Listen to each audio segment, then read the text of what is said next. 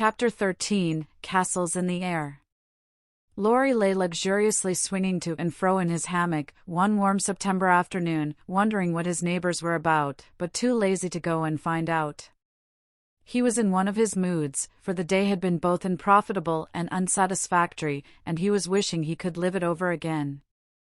The hot weather made him indolent, and he had shirked his studies, tried Mr. Brooks' patience to the utmost, displeased his grandfather by practicing half the afternoon, frightened the maidservants half out of their wits, by mischievously hinting that one of his dogs was going mad, and, after high words with the stableman about some fancied neglect of his horse, he had flung himself into his hammock, to fume over the stupidity of the world in general, till the peace of the lovely day quieted him in spite of himself. Staring up into the green gloom of the horse-chestnut trees above him, he dreamed dreams of all sorts, and was just imagining himself tossing on the ocean, in a voyage round the world, when the sound of voices brought him ashore in a flash. Peeping through the meshes of the hammock, he saw the marches coming out, as if bound on some expedition. "What in the world are those girls about now?" thought Laurie, opening his sleepy eyes to take a good look, for there was something rather peculiar in the appearance of his neighbors. Each wore a large, flapping hat, a brown linen pouch slung over one shoulder, and carried a long staff. Meg had a cushion, Joe a book, Beth a basket, and Amy a portfolio. All walked quietly through the garden, out at the little back gate, and began to climb the hill that lay between the house and river. "Well, that's cool," said Laurie to himself, "to have a picnic and never ask me. They can't be going in the boat, for they haven't got the key. Perhaps they forgot it. I'll take it to them, and see what's going on." Though possessed of half a dozen hats, it took him some time to find one. Then there was a hunt for the key, which was at last discovered in his pocket, so that the girls were quite out of sight when he leaped the fence and ran after them. Taking the shortest way to the boathouse, he waited for them to appear, but no one came, and he went up the hill to take an observation. A grove of pines covered one part of it, and from the heart of this green spot came a clearer sound than the soft sigh of the pines or the drowsy chirp of the crickets. "Here's a landscape," thought Laurie, peeping through the bushes, and looking wide awake and good-natured already. It was rather a pretty little picture, for the sisters sat together in the shady nook, with sun and shadow flickering over them, the aromatic wind lifting their hair and cooling their hot cheeks, and all the little wood people going on with their affairs as if these were no strangers, but old friends. Meg sat upon her cushion, sewing daintily with her white hands, and looking as fresh and sweet as a rose, in her pink dress, among the green. Beth was sorting the cones that lay thick under the hemlock nearby, for she made pretty things of them. Amy was sketching a group of ferns, and Joe was knitting as she read aloud. A shadow passed over the boy's face as he watched them, feeling that he ought to go away, because uninvited, yet lingering, because home seemed very lonely, and this quiet party in the woods most attractive to his restless spirit. He stood so still that a squirrel, busy with its harvesting, ran down a pine close beside him, saw him suddenly and skipped back, scolding so shrilly that Beth looked up, espied the wistful face behind the birches, and beckoned with a reassuring smile. "May I come in, please? Or shall I be a bother?" he asked, advancing slowly. Meg lifted her eyebrows, but Joe scowled at her defiantly, and said, at once, "Of course you may. We should have asked you before, only we thought you wouldn't care for such a girl's game as this. I always liked your games, but if Meg doesn't want me, I'll go away." "I've no objection, if you do something. It's against the rules to be idle here," replied Meg, gravely but graciously. "Much obliged. I'll do anything if you'll let me stop a bit, for it's as dull as the desert of Sahara down there. Shall I sew, read, cone, draw, or do all at once?" "Bring on your bears, I'm ready," and Laurie sat down, with a submissive expression delightful to behold. "Finish this story while I set my heel," said Joe, handing him the book. "Yes'm," was the meek answer, as he began, doing his best to prove his gratitude for the favor of an admission into the Busy Bee Society. The story was not a long one, and, when it was finished, he ventured to ask a few questions as a reward of merit. "Please, ma'am, could I inquire if this highly instructive and charming institution is a new one?" Would you tell him? Asked Meg of her sisters. He'll laugh, said Amy warningly.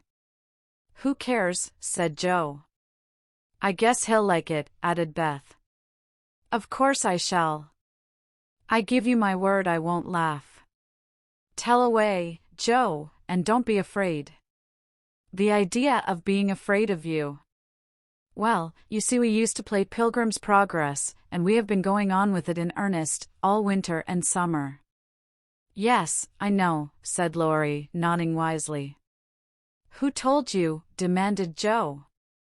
Spirits. No, I did. I wanted to amuse him one night when you were all away, and he was rather dismal. He did like it, so don't scold, Jo, said Beth meekly. You can't keep a secret. Never mind, it saves trouble now. Go on, please, said Laurie, as Jo became absorbed in her work, looking a trifle displeased. Oh, didn't she tell you about this new plan of ours? Well, we have tried not to waste our holiday, but each has had a task and worked at it with a will. The vacation is nearly over, the stints are all done, and we are ever so glad that we didn't dawdle. Yes, I should think so, and Laurie thought regretfully of his own idle days. Mother likes to have us out of doors as much as possible, so we bring our work here and have nice times. For the fun of it, we bring our things in these bags, wear the old hats, use poles to climb the hill, and play pilgrims, as we used to do years ago. We call this hill the Delectable Mountain, for we can look far away and see the country where we hope to live some time. Jo pointed, and Laurie sat up to examine, for through an opening in the wood one could look across the wide, blue river, the meadows on the other side, far over the outskirts of the great city, to the green hills that rose to meet the sky. The sun was low, and the heavens glowed with the splendor of an autumn sunset. Gold and purple clouds lay on the hilltops, and rising high into the ruddy light were silvery white peaks that shone like the airy spires of some celestial city. How beautiful that is, said Laurie softly, for he was quick to see and feel beauty of any kind. It's often so, and we like to watch it, for it is never the same, but always splendid, replied Amy, wishing she could paint it. Jo talks about the country where we hope to live some time, the real country, she means, with pigs and chickens, and haymaking. It would be nice, but I wish the beautiful country up there was real, and we could ever go to it, said Beth musingly. There is a lovelier country even than that, where we shall go, by and by, when we are good enough, answered Meg, with her sweet voice. It seems so long to wait, so hard to do. I want to fly away at once, as those swallows fly, and go in at that splendid gate. You'll get there, Beth, sooner or later, no fear of that, said Jo. I'm the one that will have to fight and work, and climb and wait, and maybe never get in after all. You'll have me for company, if that's any comfort. I shall have to do a deal of traveling before I come in sight of your celestial city. If I arrive late, you'll say a good word for me, won't you, Beth? Something in the boy's face troubled his little friend, but she said cheerfully, with her quiet eyes on the changing clouds, if people really want to go, and really try all their lives, I think they will get in, for I don't believe there are any locks on that door, or any guards at the gate. I always imagine it is as it is in the picture, where the shining ones stretch out their hands to welcome poor Christian as he comes up from the river. Wouldn't it be fun if all the castles in the air which we make could come true, and we could live in them? Said Jo, after a little pause. I've made such quantities it would be hard to choose which I'd have, said Laurie, lying flat, and throwing cones at the squirrel who had betrayed him. You'd have to take your favorite one. What is it? Asked Meg. If I tell mine, will you tell yours? Yes, if the girls will too. We will. Now, Laurie. After I'd seen as much of the world as I want to, I'd like to settle in Germany and have just as much music as I choose.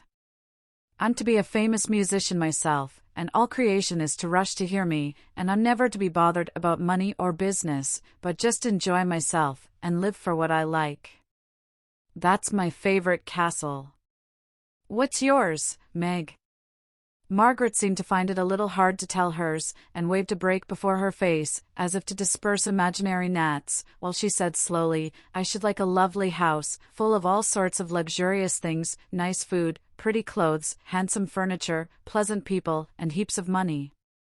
I am to be mistress of it, and manage it as I like, with plenty of servants, so I never need work a bit. How I should enjoy it! For I wouldn't be idle, but do good, and make everyone love me dearly." "Wouldn't you have a master for your castle in the air?" asked Laurie slyly. "I said pleasant people, you know," and Meg carefully tied up her shoe as she spoke, so that no one saw her face. "Why don't you say you'd have a splendid, wise, good husband, and some angelic little children?" "You know your castle wouldn't be perfect without," said blunt Joe, who had no tender fancies yet, and rather scorned romance, except in books. "You'd have nothing but horses, inkstands, and novels in yours," answered Meg petulantly. "Wouldn't I, though? I'd have a stable full of Arabian steeds, rooms piled with books, and I'd write out of a magic inkstand, so that my works should be as famous as Laurie's music.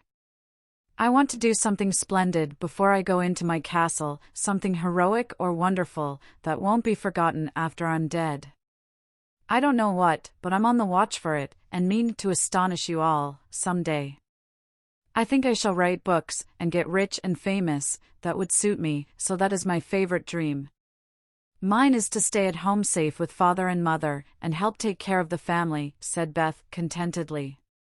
"Don't you wish for anything else?" asked Laurie. "Since I had my little piano, I am perfectly satisfied. I only wish we may all keep well and be together, nothing else. I have ever so many wishes, but the pet one is to be an artist, and go to Rome, and do fine pictures, and be the best artist in the whole world," was Amy's modest desire.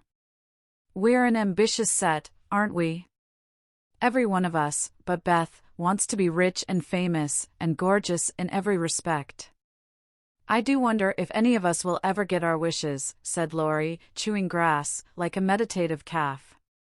"I've got the key to my castle in the air, but whether I can unlock the door remains to be seen," observed Joe mysteriously. "I've got the key to mine, but I'm not allowed to try it." "Hang college," muttered Laurie, with an impatient sigh. "Here's mine," and Amy waved her pencil. "I haven't got any," said Meg forlornly. "Yes, you have," said Laurie at once. "Where?" "In your face." "Nonsense, that's of no use." "Wait and see if it doesn't bring you something worth having," replied the boy, laughing at the thought of a charming little secret which he fancied he knew. Meg colored behind the break, but asked no questions, and looked across the river with the same expectant expression which Mr. Brooke had worn when he told the story of the night. "If we are all alive 10 years hence, let's meet, and see how many of us have got our wishes, or how much nearer we are then than now," said Joe, always ready with a plan. "Bless me! How old I shall be, 27, exclaimed Meg, who felt grown up already, having just reached 17. "You and I shall be 26, Teddy, Beth 24, and Amy 22. "What a venerable party," said Joe. "I hope I shall have done something to be proud of by that time, but I'm such a lazy dog, I'm afraid I shall dawdle, Joe." "You need a motive, Mother says, and when you get it, she is sure you'll work splendidly." "Is she? By Jupiter I will, if I only get the chance," cried Laurie, sitting up with sudden energy. "I ought to be satisfied to please grandfather, and I do try, but it's working against the grain, you see, and comes hard. He wants me to be an India merchant, as he was, and I'd rather be shot. I hate tea and silk and spices, and every sort of rubbish his old ships bring, and I don't care how soon they go to the bottom when I own them. Going to college ought to satisfy him, for if I give him 4 years he ought to let me off from the business, but he's set, and I've got to do just as he did, unless I break away and please myself, as my father did. If there was anyone left to stay with the old gentleman, I'd do it tomorrow. Laurie spoke excitedly, and looked ready to carry his threat into execution on the slightest provocation, for he was growing up very fast, and, in spite of his indolent ways, had a young man's hatred of subjection, a young man's restless longing to try the world for himself. "I advise you to sail away in one of your ships, and never come home again till you have tried your own way," said Joe, whose imagination was fired by the thought of such a daring exploit, and whose sympathy was excited by what she called Teddy's wrongs. "That's not right, Joe, you mustn't talk in that way, and Laurie mustn't take your bad advice." "You should do just what your grandfather wishes, my dear boy," said Meg, in her most maternal tone. "Do your best at college, and, when he sees that you try to please him, I'm sure he won't be hard or unjust to you. As you say, there is no one else to stay with and love him, and you'd never forgive yourself if you left him without his permission. Don't be dismal or fret, but do your duty, and you'll get your reward, as good Mr. Brooke has, by being respected and loved." "What do you know about him?" asked Laurie, grateful for the good advice, but objecting to the lecture, and glad to turn the conversation from himself, after his unusual outbreak. "Only what your grandpa told us about him, how he took good care of his own mother till she died, and wouldn't go abroad as tutor to some nice person, because he wouldn't leave her, and how he provides now for an old woman who nursed his mother, and never tells anyone, but is just as generous and patient and good as he can be." "So he is, dear old fellow," said Laurie heartily, as Meg paused, looking flushed and earnest with her story. "It's like Grandpa to find out all about him, without letting him know, and to tell all his goodness to others, so that they might like him. Brooke couldn't understand why your mother was so kind to him, asking him over with me, and treating him in her beautiful friendly way. He thought she was just perfect, and talked about it for days and days, and went on about you all in flaming style. If ever I do get my wish, you see what I'll do for Brooke." "Begin to do something now, by not plaguing his life out," said Meg sharply. "How do you know I do, miss?" "I can always tell by his face, when he goes away. If you have been good, he looks satisfied and walks briskly. If you have plagued him, he's sober and walks slowly, as if he wanted to go back and do his work better." "Well, I like that.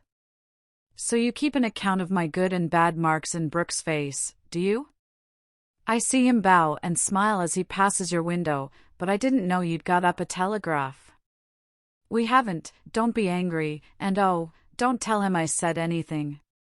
It was only to show that I cared how you get on, and what is said here is said in confidence, you know," cried Meg, much alarmed at the thought of what might follow from her careless speech. "I don't tell tales," replied Laurie, with his high and mighty air, as Joe called a certain expression which he occasionally wore. "Only if Brooke is going to be a thermometer, I must mind and have fair weather for him to report. Please don't be offended. I didn't mean to preach or tell tales or be silly. I only thought Joe was encouraging you in a feeling which you'd be sorry for, by and by. You are so kind to us, we feel as if you were our brother, and say just what we think. Forgive me, I meant it kindly." And Meg offered her hand with a gesture both affectionate and timid. Ashamed of his momentary pique, Laurie squeezed the kind little hand, and said frankly, "I'm the one to be forgiven, I'm cross, and have been out of sorts all day. I like to have you tell me my faults and be sisterly, so don't mind if I am grumpy sometimes, I thank you all the same." Bent on showing that he was not offended, he made himself as agreeable as possible, wound cotton for Meg, recited poetry to please Joe, shipped down cones for Beth, and helped Amy with her ferns, proving himself a fit person to belong to the Busy Bee Society. In the midst of an animated discussion on the domestic habits of turtles, one of those amiable creatures having strolled up from the river, the faint sound of a bell warned them that Hannah had put the tea to draw, and they would just have time to get home to supper. "May I come again?" asked Laurie. "Yes, if you are good, and love your book, as the boys in the primer are told to do," said Meg smiling. "I'll try."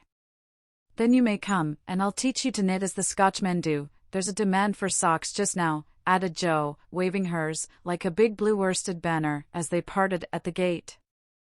That night, when Beth played to Mr. Lawrence in the twilight, Laurie, standing in the shadow of the curtain, listened to the little David, whose simple music always quieted his moody spirit, and watched the old man, who sat with his gray head on his hand, thinking tender thoughts of the dead child he had loved so much.